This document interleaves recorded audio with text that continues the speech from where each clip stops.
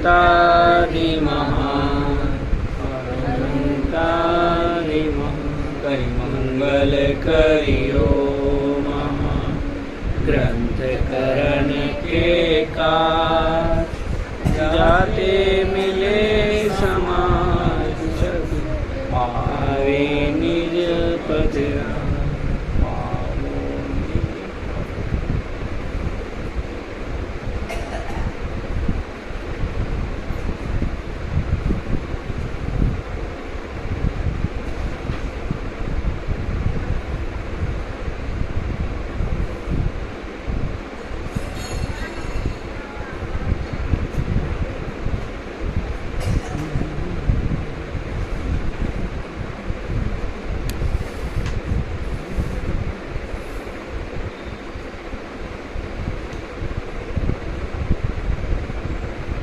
जितने भी जीव हैं उन सबका एक ही प्रयोजन होता है।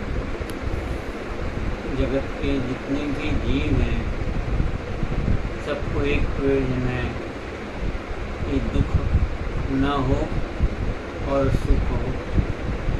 उसी के लिए प्रयत्न करते हैं, सुबह से शाम तक की जो भी क्रिया कर रहे हैं, लेकिन सुख हुआ नहीं, मिला नहीं। क्योंकि सुख तो मेरे स्वयं भगवान आत्मा में है और उस सुख को भूल करके देह आश्रित जो क्रिया हैं और उसके अंदर जो इच्छाएं की प्रबलता होती है 5 इंद्रियों की, उसकी पूर्ति में ही जीवन चला जाता है। यहाँ पर इसलिए टोटल मुझे साहब ने बहुत बड़ा उपकार हमारे लिए किया। चौथा अधिकार है और इसमें मिथ्या दर्शन, मिथ्या ज्ञान और मिथ्याचारित का पूरा खुलासा किया है। सम्यक दर्शन भले वे पूरा नहीं कर सके, लेकिन मिथ्या दर्शन का पूरा आ गया कि ये न हो तो सम्यक दर्शन हो। उसकी बात यहाँ आगे चलाते हैं। सर्वथा सर्वकर्म बंधन का अभाव होना उसका नाम मोक्ष है। यदि उसे नहीं पहचाने तो उसका उपाय नहीं करे, तब संसार में कर्म बंधन से उत्पन्न दुखों को ही सहे। इसलिए मोक्ष को जानना, इस प्रकार जीवादि 7 तत्व जानना तथा शास्त्रादि द्वारा कदाचित उन्हें जाने, परंतु ऐसी प्रतीति न आए तो जानने से क्या हो। ज्ञान का स्वभाव क्या है? जानना। अब वो जो स्वभाव है जानने का वो तो जानता ही है। जान करके यही मैं हूँ, मैं आत्मा ही हूँ, देह नहीं हूँ, ऐसी प्रतीति स्वयं को स्वयं के द्वारा आना चाहिए। इसलिए कह रहे शास्त्रादि द्वारा कदाचित उन्हें जाने, विनवाणी से अभी जान रहे हैं, परंतु ऐसे ऐसी प्रतीति न आए तो जानने से क्या। एक एक लाइन इतनी मार्मिक है, हृदयगत करके अपना जीवन सफल हो जाए। बहुत शास्त्रों का ज्ञान हो और तत्वाभ्यास नहीं हो, तत्व ज्ञान नहीं हो तो कोई फायदा नहीं। इसीलिए तो यहाँ पर ज़्यादा क्रिया पर जोर दिया गया है कि क्रिया तो नहीं भाई, क्रिया से न पुण्य होता है न पाप होता है। ज्ञानियों की भी क्रिया हो रही है और अज्ञानी की भी हो रही है, लेकिन ज्ञानी को एकत्व, ममत्व, कर्तृत्व, भोगत्व पना नहीं है और अज्ञानी को एकत्व, ममत्व, कर्तृत्व, भोगत्वपना होता है। इसलिए उससे बचने के लिए उपाय बताया तो उन्हें शास्त्रादि द्वारा इस आत्मा को जाना, जान करके यही मैं हूँ ऐसी प्रतीति तुझे अवश्य आनी चाहिए। बस इतनी सी चीज़ है। पहले मैं मानता था कि मैं ब्रिजलाल हूँ, जब जिनवाणी से जाना कि नहीं मैं ब्रिजलाल नहीं, ये तो मिली हुई दूध पानी की तरह एक असमान जातीय मनुष्य पर्याय है।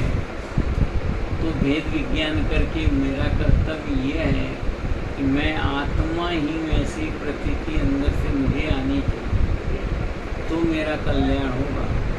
इसलिए कह रहे हैं यहाँ, इसीलिए उनका श्रद्धान करना कार्यकारी है।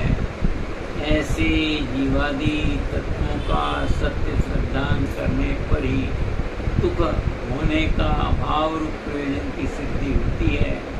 इसलिए जीवादिक पदार्थ हैं वे भी प्रयोजन होते जानना। ये विज्ञान नहीं किया, तत्व ज्ञान नहीं किया, दुनिया की सारी बातें करें, कितनी भी पढ़ाई हो जगत की, वो सब पढ़ाई इसी पर्याय में छूट जाती है। जैसे ही दूसरी पर्याय पाएगा माँ की दिनचर्या में चला जाएगा। लेकिन ये संस्कार, ये जिनेंद्र के वचन हृदयगत करके कोई आत्मा जाता है, उसको वहाँ जाके बात पुनः वापस अवश्य ही काम करती है। तत्व ज्ञान का सबसे बड़ा लाभ ये है, वेद विज्ञान का सबसे बड़ा लाभ ये है, अंदर संस्कारित होता है आत्मा। भले इस पर्याय में सम्यक दर्शन न हो, आने वाली पर्याय में होगा ही होगा, क्योंकि ऐसी ही व्यवस्था है तत्व ज्ञान में। 5 समवाय है ना, मालूम 5 समवाय है? स्वभाव, उपसार, कालगति, भवितव्यता और निमित्त। ये 5 समवायों का योग बनता है। उस समय उस जीव को ऑटोमेटिक सम्यक दर्शन का काल पका होता है, तो हो जाता है। अब जो हमने तत्व ज्ञान अभी किया, इस तत्व ज्ञान के समय में हमको यदि ऐसा मिथ्यात्व का बंधन नहीं हुआ, तो सीधा यहाँ पर बंधन का काल नहीं है, वहाँ पर जाके सम्यक हो जाता है। ऑटोमेटिक व्यवस्था है, करने से सम्यक दर्शन कभी नहीं होता। सब द्रव्यों का सहज परिणमन सदा सहजी होता है। तुम्हें नहीं कुछ करना है, बस सहज जानते रहना है। अपने में भी कुछ करना बदलना नहीं है। अपने आप सब हो रहा है, अपने में भी कोई प्रक्रिया बदलनी नहीं है, तो क्या करें? ये स्वीकार करो तो इसका नाम पुरुषार्थ। मैं किसी का कुछ नहीं कर सकता, एक द्रव्य दूसरे द्रव्य का नहीं कर सकता, किसी में कुछ भी हेरा फेरी करने की ताकत किसी द्रव्य में नहीं है, न किसी जीव में। सब ऑटोमेटिक अनादि से चल रहा है। यह जीव निगोद में रहा तो वहाँ पर भी पुण्य करके बाहर निकला। पुण्य कोई नई चीज नहीं है, स्वर्ग में जाना कोई खास बात नहीं है। 1260 बार स्वर्ग गया हूँ मैं, और 740 बार नरक भी गया। नरक के दुख भी खूब से हैं। पंच परावर्तन में कोई ऐसी अवस्था ना पाई हो जो मुझे न मिली। इसलिए ज्ञानी जन अभी सावधान कर रहे हैं कि जो अभी मनुष्य पर्याय मिली है वो इतनी बेशकीमती मिली है कि शायद कहीं नहीं मिलेगी, अनंत काल निकल जाएंगे। इसलिए अपना हित करने के लिए प्रेरणा दे रहे हैं। तथा इनके विशेष भेद पुण्य पापादि रूप हैं, उनका भी श्रद्धान प्रयोजन भूत है। 7 तत्व हो गए। 7 तत्व के बाद पुण्य पाप 2 और हैं। आश्रम के ही भेद हैं, लेकिन अलग से इसलिए बताते हैं ये जीव शुभ अशुभ में बहुत ज़्यादा अटक रहा है। अशुभ को तो हे जानता है और सुख को उपादेय मान लेता है। उसी क्रियाकांड में ही अपने को मशगूल कर लेता है। इसलिए बहुत जरूरी है। और देखो, देवसाद गुरु का श्रद्धान जो है ना, वो सबसे पहले सही होना चाहिए। देवसाद गुरु का श्रद्धान सही नहीं होगा तो अग्रहित मिथ्यात्व नहीं मिलेगा, क्योंकि पहले ग्रहित मिथ्यात्व मिलता है और मनुष्य पर्याय में ही है, बाकी कहीं होता नहीं है। ग्रहित मिथ्यात्व अग्रहित ही होता है चारों गतियों में। पशु कहाँ जाते हैं कहीं देवी देवता के पास, या कूदे गुरु शास्त्र के पास।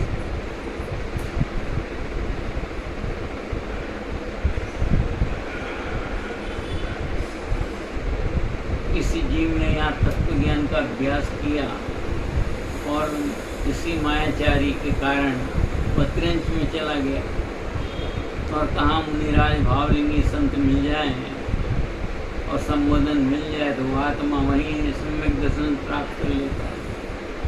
बंदर नेवला ये सब कैसे हुए? गुरु संस्कार थे उनके अंदर में, वे वहाँ पर गुरु का उपदेश मिलते या उनकी अजमना करके सम्यक दर्शन प्राप्त करें। आहार हो रहा है मुनिराज का और सब देख रहे हैं पशु के जीव और उन्हें भाव विभोर हो जाते हैं कि ओहो कितना गजब का है। तो हमें भी ये बात ख्याल में रख के ये संस्कार डालना है। स्वाध्याय का क्रम अपने अंदर में जरूर रखना। कोई भी ग्रंथ लो लेकिन आद्योपांत न, पहले पृष्ठ से लेकर अंतिम पृष्ठ तो स्वाध्याय का आनंद आएगा। और स्वाध्याय के समय मन अपना प्रसिद्ध एकदम प्रसन्न होना चाहिए, नहीं तो काम होगा। बिना मन के बिना रुचि के पढ़ेंगे तो फिर वो बात कोई ग्रहण नहीं। इसलिए रुचि पूर्वक स्वाध्याय करना अपना जरूरी है। यदि मुझे ये अवसर बार बार मिल जाए तो मेरा ये जितना दर्द वर्द और जो है ना मैं कहाँ भूल जाऊँ, ना दवा लूँ तो भी मेरा जीवन निकल जाए। क्योंकि आयु के पहले तो कुछ होना है नहीं, दवा एक भी नहीं लूँ तो कुछ नहीं होगा वास्तव में। लेकिन बाहर में ऐसा बनाव बन रहा है कि जबरदस्ती ले रहा हूँ, मैं आज छोड़ दूँ मुझे कुछ नहीं होगा, बोलो मैं एकदम स्वस्थ हो जाऊँगा, विश्वास नहीं आएगा किसी को। शरीर में जो रोग है तो है, उसकी जो व्यवस्था है। दवाई यदि अच्छा करती तो मैं ठीक हो जाता। 8 महीने से ले रहा हूँ ना दवाई, क्यों नहीं ठीक हुआ? इससे सिद्ध होता है दवाइयाँ कोई काम करती नहीं। साता का उदय आता है तो ऑटोमेटिक ऐसी व्यवस्था निमित्त नैमित्तिक में बन जाती है, तब आरोप आता है।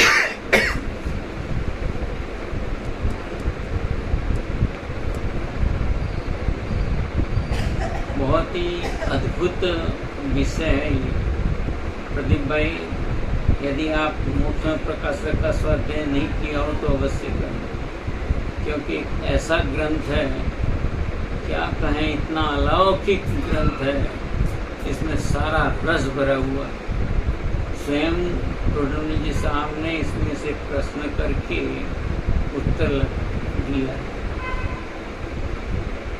इतना हर्ष होता है मुझे कि कह नहीं सकता मैं, क्योंकि जब रायपुर था तब भोजन करने के बाद भी ये ग्रंथ लेकर पढ़ते रहता था, घूमते रहता था। अंदर बहुत हर्ष आता था, बहुत ख्याल आता था कि ये मैं नहीं हूँ, ये मैं हूँ। संस्कार पहले से सब पड़े हुए हैं और फिर संयोग ऐसे ही मिले कि आकर हमें सोनगढ़ मिल गया। गुरुदेव का साधन 6 साल रहा। अब कोई मुझे दूसरा मार्ग बताएगा तो कभी हो नहीं, क्योंकि अंदर में दृढ़ता है। सच्चा मार्ग तो वितराग मार्ग है। किंचित मात्र भी गड़बड़ी होगी वहाँ अपन स्वीकार नहीं कर पाते। मिक्स वाला काम हमारे जीवन में नहीं हो पाता। इधर भी डोलूँ, उधर भी डोलूँ, इधर भी जाऊँ, उधर भी जाऊँ, ऐसा जिनवाणी ने नहीं सिखाया। गुरु का स्वरूप बहुत गजब का लिखा है इसमें।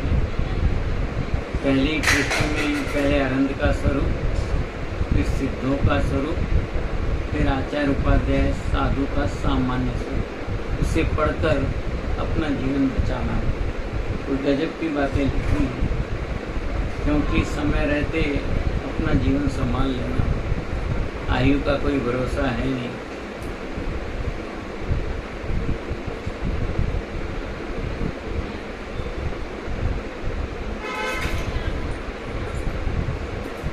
तथा इनके अतिरिक्त अन्य पदार्थ हैं वे अप्रयोजनभूत हैं। बाकी जितने भी हैं ना वो सब अपने लिए कोई प्रयोजन नहीं है।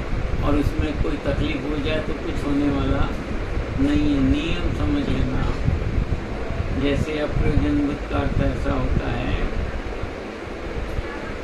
कि मैं देव साथ गुरु की श्रद्धा में डावाडोल करूँगा तो वो प्रयोजनभूत है, लेकिन अपने लौकिक कार्यों में या पूजा पाठ भक्ति में कुछ ऐसी गड़बड़ी हो जाए तो वह अप्रयोजनभूत है, उसमें कुछ नहीं होना। जैसे ऋषभदेव का नाम आदिनाथ भी कहा गया है, उसको अब हम केसरा जी बाबा भी कहने लग गए तो वो जगत का काम है, तो उससे क्या फर्क पड़ेगा, वो अप्रयोजनभूत है। पता है हमें भगवान का नाम तो आदिनाथ ही है, ऋषभ देवी है। अब उसका नाना प्रकार से बोलते हैं कि कुंडलपुर का बाबा बोल देते हैं, कोई किसी को कुछ बता देते हैं, इससे कोई फर्क नहीं पड़ेगा। अपना प्रयोजन तो सच्चा मार्ग अपनाना है, अप्रयोजनभूत में कोई फर्क नहीं पड़ेगा, क्योंकि इनका यथार्थ श्रद्धान करो या मत करो, उनका श्रद्धान सुख दुख का कारण नहीं है। ओहो, बहुत अद्भुत बातें बताई हैं भाई। इसमें जितना रस निकालो न उतना निकलेगा। एक एक प्रश्न, एक एक उत्तर इतना गजब का है। बाकी चर्चा तो अपन करेंगे कल, क्योंकि इसमें प्रयोजनभूत और अप्रयोजनभूत क्या है उसका उदाहरण भी आया है, उससे अपन समझ सकेंगे।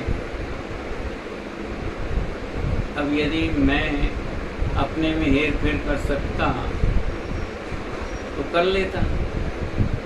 इससे सिद्ध होता है कि किसी में कुछ हेर फेर करने की ताकत नहीं है। ये अपना अनुभव अपने को रखना। जगत में कहने के लिए बातें नहीं होती हैं, श्रद्धान उसमें ऐसा रखना है। बाहर लौकिक व्यवहार में जो कह रहे हैं कहते रहो, उससे कोई फर्क नहीं पड़ेगा। कोई पूछेगा भाई साहब क्या कर रहे हो, खाना खा रहा हूँ। अब मैं आ जाऊँ और ये कहना लगूँ कि आप खाना खाते हो, तो वहाँ पर ऐसा नहीं किया जाता। लौकिक व्यवहार वैसे ही चलेगा। क्या कर रहे हो भाई साहब, बैठे, क्या कर रहे हो, स्वाध्याय कर रहे हैं। लौकिक व्यवहार की भाषा सब यही रहेगी, लेकिन समझना क्या है मुझे, मैं तो आत्मा ही हूँ और उस आत्मा को समझने के लिए मैं स्वाध्याय कर रहा हूँ। इसलिए ये सब बातें अपने को बराबर हृदयगत करनी है और जिनवाणी की शरण में रह करके इस मंगलमय जीवन को जीना है।